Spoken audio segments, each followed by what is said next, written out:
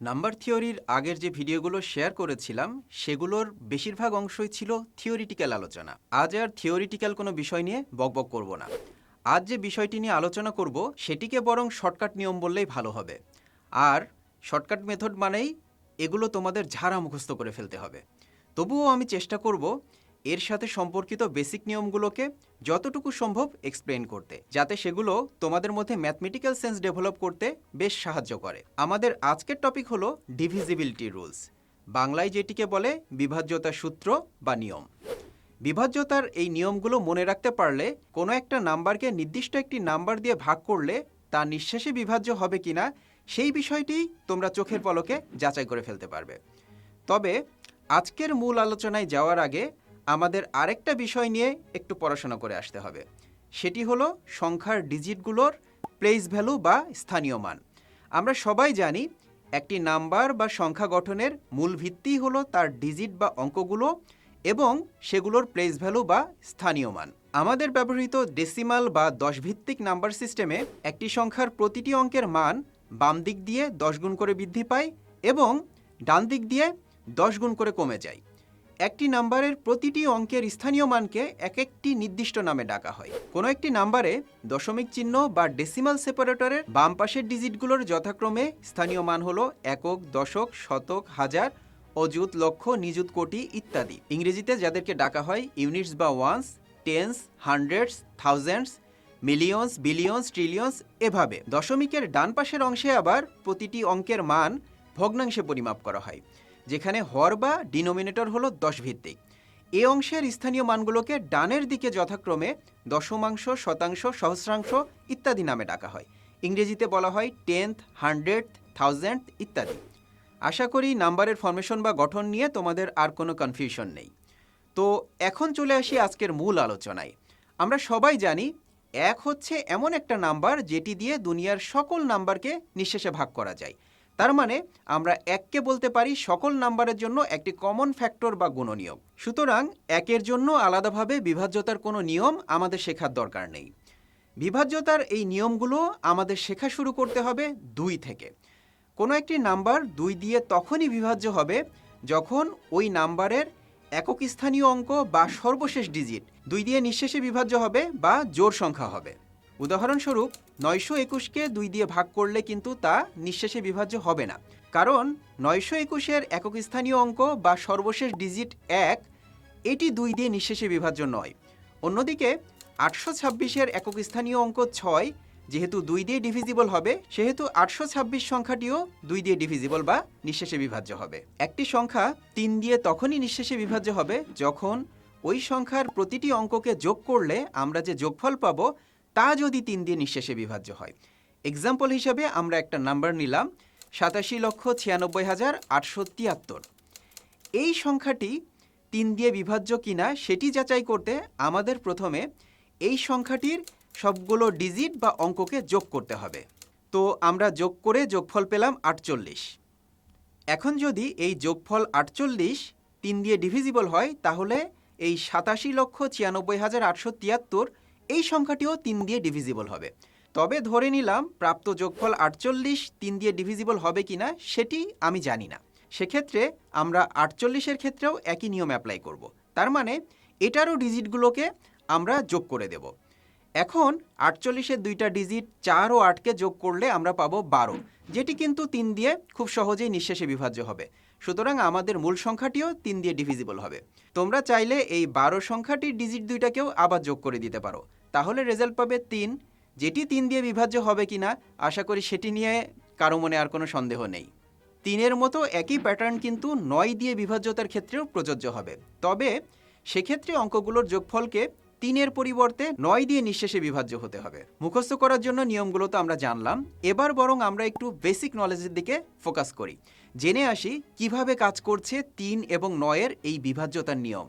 ধরো কোনো একটি সংখ্যার 3টি ডিজিট A, B এবং C, তাহলে সংখ্যাটি কত হবে? আমরা সবাই জানি সংখ্যাটি হবে 100A plus 10B plus C। এই সংখ্যাটি থেকে যদি আমরা 9-এর সর্বোচ্চ মাল্টিপল বা গুণিতককে আইসোলেট করে ফেলি, তাহলে পাবো এটি। এখানে এই নীল রঙের অংশটি হলো 3 অঙ্কের সংখ্যাটির মধ্যে থাকা 9-এর সর্বোচ্চ গুণিতক। এখন যেহেতু এই অংশটি 9-এর মাল্টিপল, তার মানে এই অংশটি অবশ্যই 9 দিয়ে নিঃশেষে বিভাজ্য হবে। আর যা 9 দিয়ে বিভাজ্য তা তো অবশ্যই 3 দিয়ে বিভাজ্য হবেই হবে। তাহলে বাকি যে অংশটি থেকে গেল সেটুকু যদি 3 বা 9 দিয়ে নিঃশেষে বিভাজ্য হয়, তাহলেই তো 3 অঙ্কের পুরো সংখ্যাটি 3 বা 9 দিয়ে ডিভিজিবল হয়ে গেল। যত বড় নাম্বারই হোক না কেন, এই নিয়মটি সবসময় কার্যকর হবে। মজার ছিল না বিষয়টা? এখন আমরা চলে আসি বিভাজ্যতার পরবর্তী নিয়মে। একটি সংখ্যা 4 দিয়ে নিঃশেষে বিভাজ্য তখনই হবে যখন সংখ্যাটির সর্বশেষ 2টি ডিজিট বা একক ও দশক স্থানীয় অঙ্ক 2টি মিলে যে সংখ্যাটি গঠিত হয় সেই সংখ্যাটি 4 দিয়ে নিঃশেষে বিভাজ্য হয়। এক্সাম্পল হিসেবে আমরা 87,96,872 এই সংখ্যাটিকে নিয়ে একটু অ্যানালাইসিস করি। এই সংখ্যাটির সর্বশেষ 2টি ডিজিট নিয়ে গঠিত সংখ্যা হলো 72।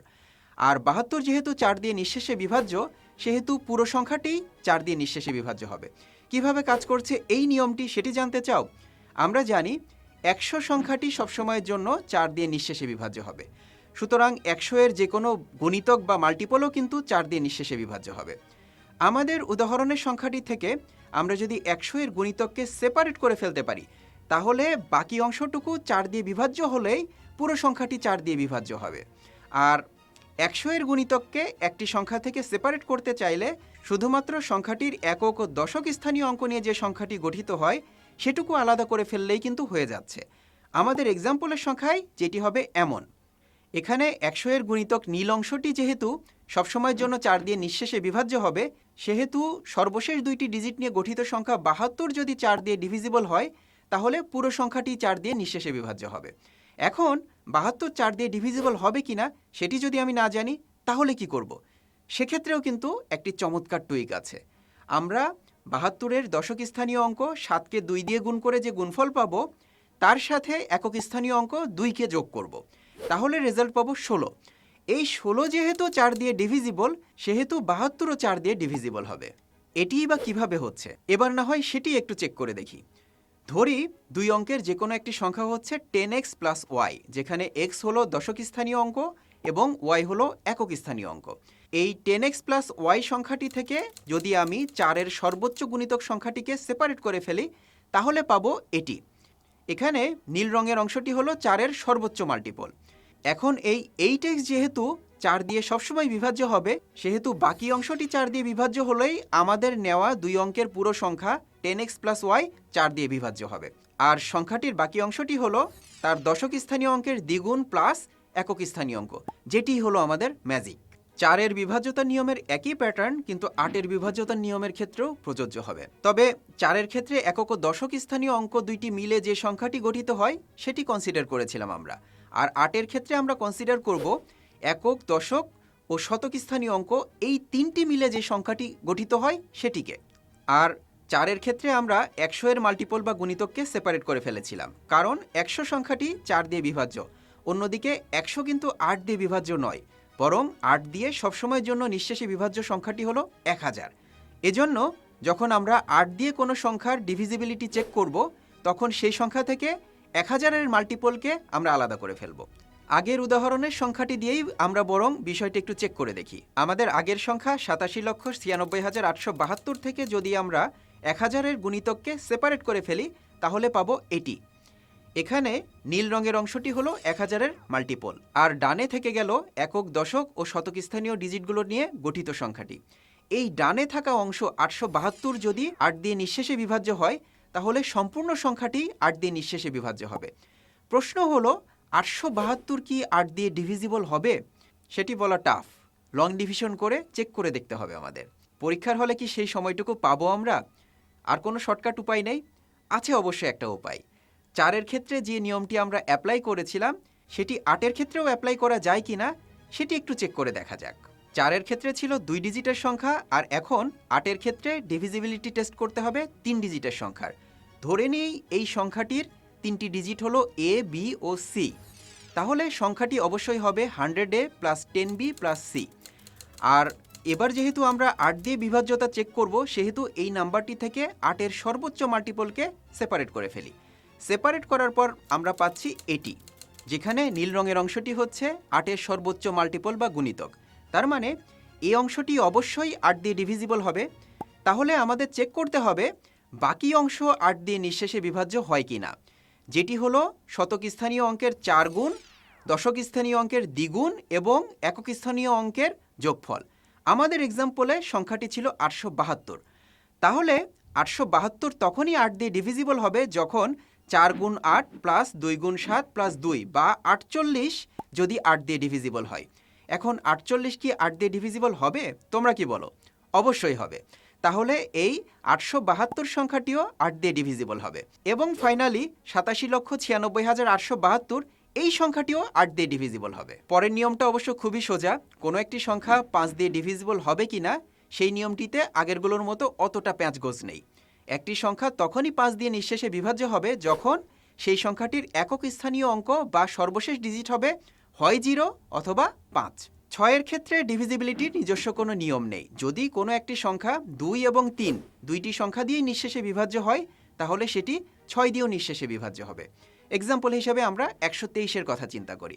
123-এর সবগুলো ডিজিটের যোগফল হলো 6, যেটি 3 দিয়ে নিঃশেষে বিভাজ্য হবে। সুতরাং 123 3 দিয়ে বিভাজ্য হবে, কিন্তু 123 কখনোই 2 দিয়ে নিঃশেষে বিভাজ্য হবে না, কারণ এর একক স্থানীয় অঙ্কটি জোড় সংখ্যা নয়। তার মানে 123 সংখ্যাটি 6 দিয়েও কখনো নিঃশেষে বিভাজ্য হবে না, কারণ এটি 2 এবং 3 দুইটি সংখ্যার ক্ষেত্রেই বিভাজ্যতার নিয়মে পাস করতে পারেনি। অন্যদিকে এই সংখ্যাটিরই ডিজিটগুলোকে একটু এদিক ওদিক করে দিলে আমরা পাবো 132। এই সংখ্যাটি কিন্তু 6 দিয়ে ডিভিজিবল হবে, কারণ এটি 2 এবং 3 উভয় সংখ্যা দিয়েই ডিভিজিবল হবে। এনিওয়ে 10-এর ডিভিজিবিলিটির নিয়মটিও কিন্তু খুব সোজা। কোনো একটি সংখ্যার একক স্থানীয় অঙ্ক যদি 0 হয় তাহলেই সেটি 10 দিয়ে নিঃশেষে বিভাজ্য হবে। 11-এর ক্ষেত্রে বিভাজ্যতার নিয়মটি একটু আলাদা ধরনের। কোনো সংখ্যাকে যদি 11 দিয়ে বিভাজ্য হবে কি না তা চেক করতে হয়, তাহলে প্রথমেই আমরা তার বিজোড় স্থানীয় অঙ্ক এবং জোড় স্থানীয় অঙ্কগুলোকে আলাদা করে ফেলব। তারপর বিজোড় স্থানীয় সবগুলো অঙ্কের যোগফল থেকে জোড় স্থানীয় সবগুলো অঙ্কের যোগফল বিয়োগ করে দিব। এই বিয়োগফল যদি 11 দিয়ে বিভাজ্য হয় তাহলে আমাদের সংখ্যাটিও 11 দিয়ে নিঃশেষে বিভাজ্য হবে। আমরা একটু চেক করে দেখি 91,575 এই সংখ্যাটি 11 দিয়ে নিঃশেষে বিভাজ্য হবে কিনা। এখানে নাম্বারটির বিজোড় স্থানীয় অঙ্ক যথাক্রমে 5, 5 ও 9 এবং এগুলোর যোগফল হলো 19। অন্যদিকে জোড় স্থানীয় অঙ্কগুলো হচ্ছে 7 এবং 1, যাদের যোগফল হচ্ছে 8। এই দুইটি যোগফলের পার্থক্য হলো 11, যেটি 11 দিয়ে নিঃশেষে বিভাজ্য। সুতরাং আমাদের নাম্বার 91,575 এটিও 11 দিয়ে নিঃশেষে বিভাজ্য হবে।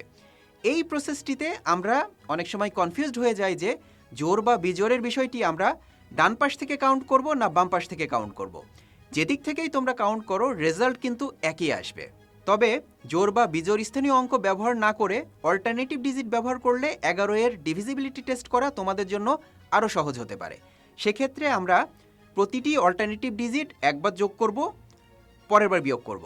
ফাইনালি যে রেজাল্ট পাবো সেটিও কিন্তু পূর্বে বের করা দুইটি যোগফলের পার্থক্যের সমানই হবে। এই এক্সাম্পলের ক্ষেত্রে বিষয়টি হবে এমন: 9 - 1 + 5 - 7 + 5 এটা 11 সমান হবে, যেটি আমাদের আগের যোগফলের পার্থক্যের সমান। এই দুইটা নিয়মের মধ্যে যে মেথডটি তোমাদের কাছে সুবিধাজনক মনে হয় তোমরা সেটিই ফলো করবে। যাই হোক, আমরা কি কিছু বাদ দিয়ে গেলাম? তাই তো, আমরা তো 7-এর জন্য ডিভিজিবিলিটি নিয়মটি কাভার করিনি, তাই না? কেন এমন করলাম বলো তো? এটি কিন্তু আমি ইচ্ছা করেই করেছি। ইনফ্যাক্ট 7-এর জন্য ডিভিজিবিলিটির যে নিয়ম সেটি খুবই ইউনিক ধরনের একটা নিয়ম। এই নিয়মটিকে বলা হয় রিভার্স অস্কিউলেশন। মজার বিষয় হলো, এই একটি নিয়ম যদি তোমরা শিখে ফেলতে পারো তাহলে তোমরা শুধু 7 না, 5-এর গুণিতক বাদে দুনিয়াতে আর যত বিজোড় সংখ্যা আছে সেগুলোর প্রত্যেকটির জন্য বিভাজ্যতার নিয়ম কি হবে তা তোমরা নিজেরাই বের করে ফেলতে পারবে। একবার চিন্তা করে দেখো তো বিষয়টা কত মজার হবে। আর গাধার মতো ম্যাথ মুখস্থ করার গণ্ডি থেকে বের হয়ে আসতে পারলে তোমাদের আত্মবিশ্বাস কোথায় যাবে সেটি কি একবার চিন্তা করে দেখেছো? ঠিক পরের ভিডিওতেই আমি আলাপ করব সেই ম্যাজিক রুল নিয়ে, যেটি দিয়ে তোমরা দুনিয়ার সকল বিজোড় সংখ্যার প্রত্যেকটির জন্য ডিভিজিবিলিটি রুল নিজেরাই বানাতে পারবে। সে পর্যন্ত ভালো থেকো সবাই, আবার দেখা হবে।